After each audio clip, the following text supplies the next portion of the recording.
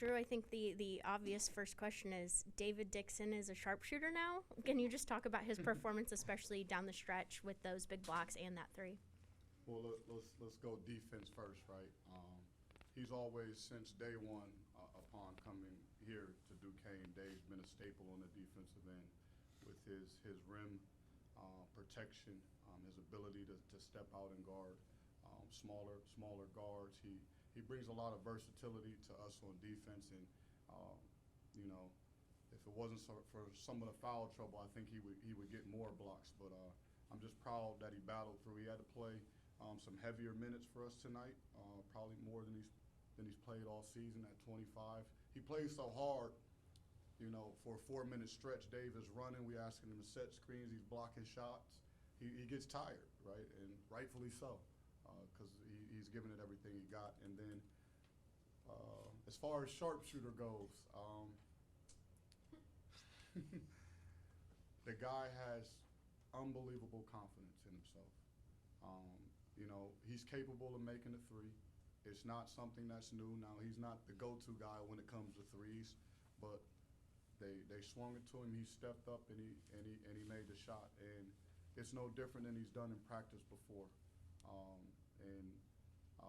I just love Dave at the end of games because he has a confidence and engagementship to him that he just believes that he can go make the play, and that's why he stepped in and made that three. And I'm excited for him now. If he wants to shoot more, he's got to get more reps up in practice. Coach, what were your thoughts when he took that charge with like 2.5 minutes left in overtime, already sitting on 4 fouls? You know, I left him in there to go play. You know, my assistant coaches came to me. Hey, Jay, Sean, and Dave, they both got 4 fouls, and I said, listen, we're here to win a basketball game, and we're playing. Right? I thought those guys were playing well at the moment, and it's just a confidence thing. He was sure. He was sure on the play. If he hesitates for any second, he doesn't get that call. But he stepped in there, took a big charge. Just time after time, Dave was around just getting big plays done for us on the defense end. Coach, coming off the career-high 29 points against Davidson, Jashawn Corbett went 0-8 from the field, but he played the most minutes for you. Just talk about why you never went away from him in the second half and overtime, even though he was struggling offensively. Yeah, I thought Jay Sean, even with the struggles, there were shots he could make, and he just pulls gravity, right? He gets downhill. He attracts defenders through his penetration. So my belief is he's going to get us some shots. I thought he defended well. I thought he pushed the ball on the break, so we were running the floor. He was out there, yes, for a long time, but he was out there for a lot of good stretches where we were doing well. Hey, the shots weren't falling for him. It is what it is. I left Matusha in there for a long time too, and you know there were shots I had to beg him to take tonight, and you know I just believe in those guys. And listen, you're going to miss. You're going to have your rough days. The only way to get through it is to shoot through it at times. So if you're taking good shots and we're still playing good basketball and our energy is good, then I don't mind it, you know. Sometimes I do have to sit you down just to recalibrate you, but I thought, you know, Jay Sean, he stepped up too, and we lost Jakob. We lost Jakob with that injury, so he did have to play some heavier minutes because we were a little thin at the 4-man position. Drew, you said Dave Dixon's not the go-to guy, but Trey Dinkins seems to be filling that spot. Do you see a similarity starting to come together with maybe he fills that day spot last year? Maybe Cam Crawford can somehow, or somebody else. Do you see something? Are you trying to coax that type of scenario? I think just in recruiting Trey, understanding who he was, right? Able to make plays. He's a good passer, plays well in the ball screen. Was one of the best ball screen guards in the country last year, coming from Canisius. So, and then he shoots the ball in. What we've been encouraging him to do is take more of his catch and shoot options, and I think that's where the volume came in tonight. He really lifted those and took those shots instead of shot faking. I've been encouraging him, even if they're deep, because he has good range on his jump shot, to make sure that you take those looks. It makes him more dangerous. far as the comparison, I like those two guards, our Hall of Fame guards, to be on their own, right? They did what they had to do. I'm sure everyone wants to kind of find that remembrance of, or that example or similarity of our guards. Do they match up to those two guards of last year? Well, we're just different. We got a committee of guards. I think we bring some different things to the table with Kareem Rozier, Cameron Crawford, and Trey Dinkins. I just want to allow them to be themselves. Those two guys, Trey Clark and Day-Day, they were exceptional last year. I just want our guards to step into their own legacy. Kind of talking a little bit about Trey, and you mentioned Jay Sean going from, kind of a good outing on Saturday to maybe a little bit more of a rough one, but Trey was kind of in the opposite direction. What did he kind of show you in being able to go from being scoreless on Saturday to setting a season high tonight? Yeah, they kind of flipped the script, right? Yeah. Both of them. It'd be great to get them both on track at the same time, wouldn't it? But just staying with it, just staying with it.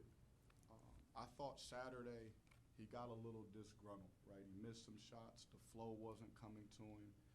And I called him out on it face to face. You can ask him. And I just told him, listen, that's not, if you're not communicating, talking, and you're letting things bother you, you're an average basketball player. I said, now you can choose to be average, but we're looking for great. So you got to flip this thing around. And I think he responded to the challenge. He understood that effort on Saturday wasn't good enough. And tonight, I just thought he was locked in. He was aggressive. He found some shots. Our guys found him. And he's a good shooter. He's capable of doing that. He's very capable of doing that. So, and he shoots the ball well off the bounce. Coach, you held Rasheem Fleming. You really limited Rasheem Fleming and Xavier Brown in the first half, but then the two. I was going to say, did I? But in the second half, I mean, Rasheem Fleming had 15 points in the second half, and I don't know the number for Xavier. But what was the difference between the first half and the second half on those guys defensively? Defensively, I thought in the first half, our team energy from the help position, right? Those two are really good. They got good players all over the floor. And if you put yourself in just isolated one-on-one situations, they're going to beat you time after time. But I thought in the first half, we made them see bodies, right? We caused some turnovers. We took away some driving lanes. In the second half, we didn't do quite as good a job of that. And we allowed transition, right? I thought we allowed transition, but baskets to happen. There was a period where I thought we got a little bit gassed, right? We exploded and got out to a big lead, and it was like a total flip. They caught the momentum where we weren't getting back strong, and they took advantage of that. But those two are good players. They've been successful in majority of their games this season. But I thought, we can do better. But overall, I thought it was a solid effort against those two. I have a quick follow-up. How much do you think Jakob's absence in the second half had to do with some of those issues? Yeah, our bench got shorter. Jakob is one of our better defenders. He's able to guard multiple positions. He's a big body. He's just someone that's tough to score around. So not having him on the floor, we lost some length. And we lost one of our guys that we call it fix, right? Whenever there's a mistake on the floor or happens, he's one of the players that his reaction, his anticipation, he always is there to fix problems, and we lost that. We lost that with him going down. So you can point to that a little bit maybe for the defensive effort. I never want to make excuses because I'm high on all our guys, and I hold them to a certain standard, and we should still be better than that. But I thought the extension of minutes hurt us too. Coach, this is back-to-back games now, not having Jakob for the stretch run of the game. How do you keep the defensive intensity the same when he's not available late in those games?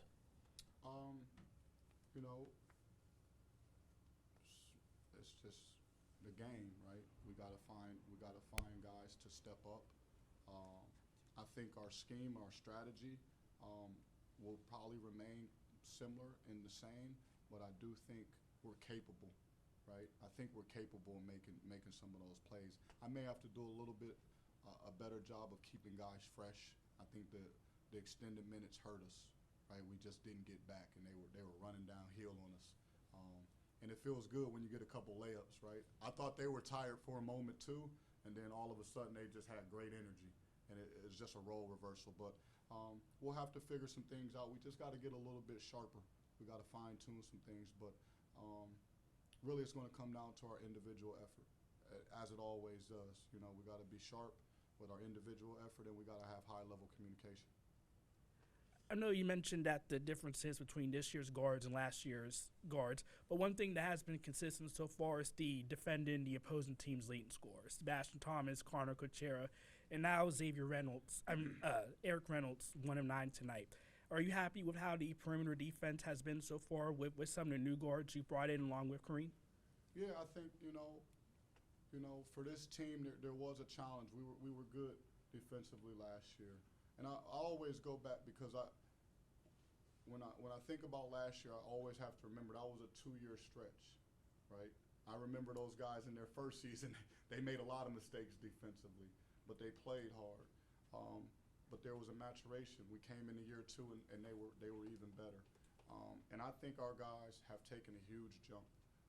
The young men that we've recruited to come here in this season, the Cam Crawford, the Trey Dinkins, right? We've asked them to step into roles where they have to be the best perimeter, and they've accepted the challenge, right? They've accepted the challenge of guarding tough opponents, the other team's guards, but also just playing at a certain standard that we all try to hold ourselves to, which is give everything that we have on the defensive end. And I'm glad those guys continue to pour into that end, and I think they're getting excited about matchups. They're getting excited about stops, right? They believe in themselves even more too. Just 3 games in league play.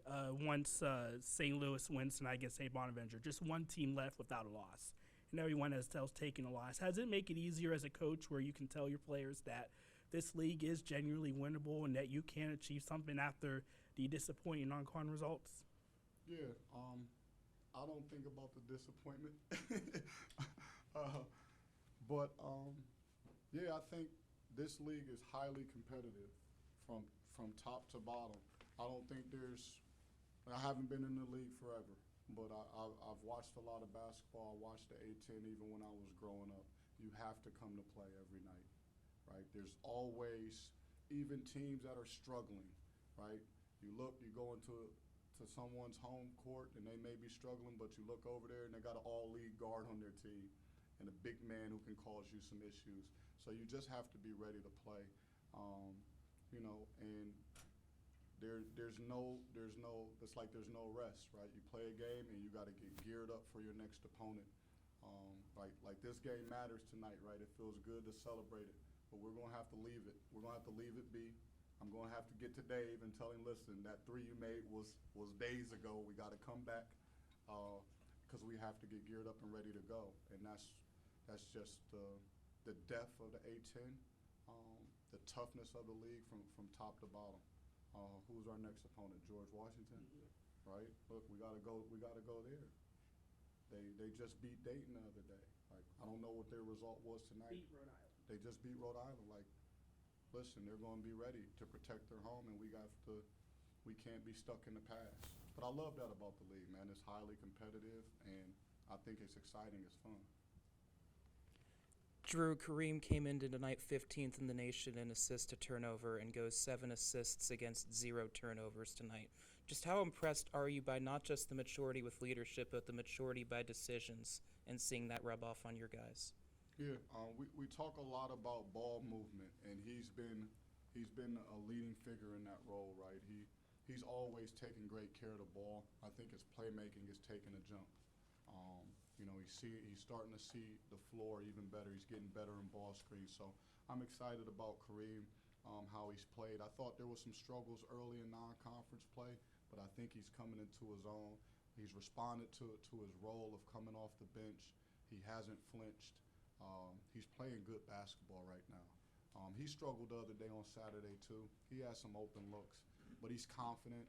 He believes in our program. He believes in this group, and he just he's just a competitor, man, and I think that's why he takes such good care of the basketball. He knows that you have to value the basketball, and his fight, his competitiveness will not allow him to just turn it over without any reason.